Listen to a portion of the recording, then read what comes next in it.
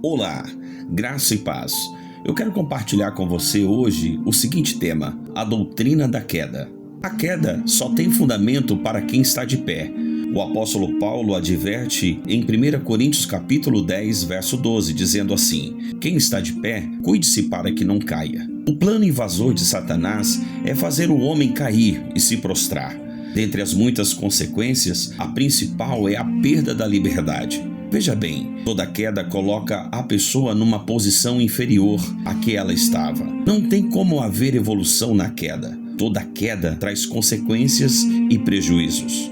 Outro exemplo que a Bíblia nos traz está escrito em Apocalipse capítulo 12, verso 4, que diz sobre os anjos caídos e que eles representavam 1/3 do céu.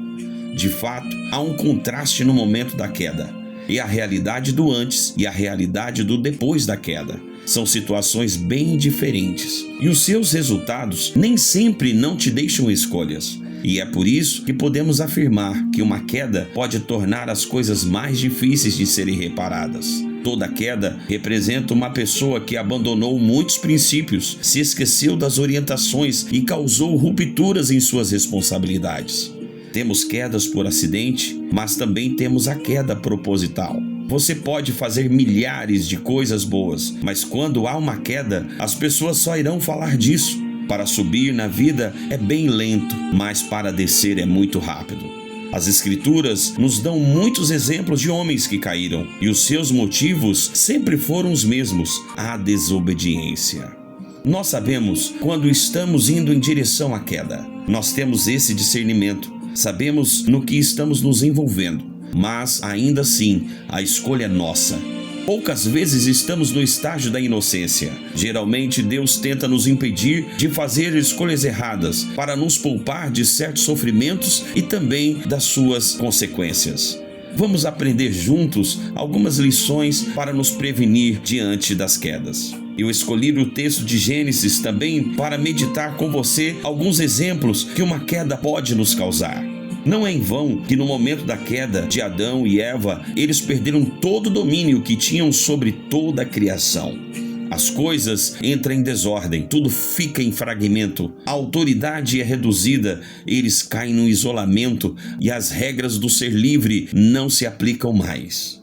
Deus tem que colocar o medo dentro dos animais para eles se submeterem ao homem. A terra só passa a produzir frutos e colheitas se o agricultor trabalhar duramente nela, com sacrifícios diários. O homem perde a sua confiança e a sua intimidade. A vida não fica fácil. Agora tem que lutar para viver. A mulher, para gerar filhos, deve sentir dores de parto. A queda torna o que era admirável em algo temido. Diminuem as possibilidades de reverter o quadro. Aquele que estava antes livre se torna agora um escravo. O que trazia felicidade se transforma em algo amargo. Aquilo que era tão simples se torna difícil de se entender. A queda é a causa de toda a corrupção humana, como diz a palavra de Deus em Romanos capítulo 6, verso 23. O salário do pecado é a morte. Os resultados da queda são alarmantes. O ambiente de luz se torna em trevas. A paz entra em colapso de rivalidade com a guerra. O que era natural se torna um caos. O que estava junto agora se separa. A alegria deu lugar à tristeza. A vida se sujeita à morte. Esses efeitos estéticos também traz muita vergonha. Revela sujeira, deslealdade, infidelidade, muita ambição, destruição e pendências. Todo o tesouro da criação se torna numa calamidade. Não há mais alinhamento, não há refúgio seguro. O pecado traz maldição e queda para a humanidade. A queda do homem faz as coisas mudarem de rumo, de direção.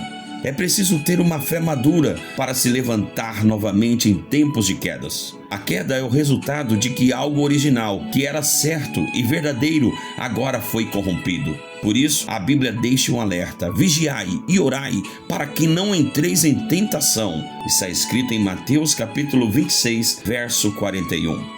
Isso quer dizer que uma pessoa que não deu atenção à sua vida é o sinal de que ela não esteve em alerta com a palavra de Deus. E por isso ela se tornou um alvo fácil de ser enganada. A Bíblia nos previne: desperta, ó tu que dormes, em Efésios capítulo 5, verso 14. A queda tira toda a nossa estrutura das mãos de Deus. É uma quebra de aliança. Aprenda comigo, quando se mexe numa estrutura, você pode colocar em risco tudo o que já foi construído. A serpente era um animal astuto, porém, devemos considerar que a mulher também era digna de sabedoria. Se observarmos a resposta de Eva para a serpente, é possível perceber que ela tinha muita consciência da ordem de Deus. Mas a apresentação de Satanás através da serpente causa muitas contradições. Por exemplo, Deus proíbe tudo porque Ele não quer mais que você saiba disso. Essa é a sua oportunidade. Eva sabe quem Deus é, mas o diabo questiona a opinião dela, colocando ela em dúvida com o Senhor. Aprenda, Deus já conhecia o bem e o mal. Quando o diabo muda a opinião de Eva, ela cai numa cilada. A queda faz a gente perder a oportunidade de ver tudo o que Deus está fazendo. A queda faz o homem se sentir em pedaços, completamente desligado da presença do Senhor. Para juntar as partes novamente vai custar um preço muito caro. E é daí que vem o sofrimento, as desilusões, a angústia, os sentimentos de fracasso. Acredite, existem certos convites que não são soluções, mas podem ser ruínas para a tua vida. Eu concluo essa ministração pastoral a você, dizendo: Deus quer edificar a sua vida. Quem sabe você esteja insistindo há muito tempo no mesmo erro, e por orgulho, falta de fé, ou até por egoísmo, você ainda não melhorou de vida, justamente por não saber ouvir os conselhos, por não obedecer quem te orientou no caminho certo, por não ter a humildade de ouvir e obedecer aqueles que podem te apontar o caminho. Pense nisso. Se você tem encontrado alguma dificuldade em obedecer, ore, jejue, busque na palavra de Deus. Escute, Deus tem muito para te orientar. A Bíblia diz em Salmos capítulo 37, verso 24: se cair, você não ficará prostrado, porque o Senhor o segura pela mão. Eu encerro dizendo: o cair é do homem, mas o levantar vem de Deus. Se você conhece alguém, ou se essa palavra serviu para você, compartilhe. Deus quer te levantar.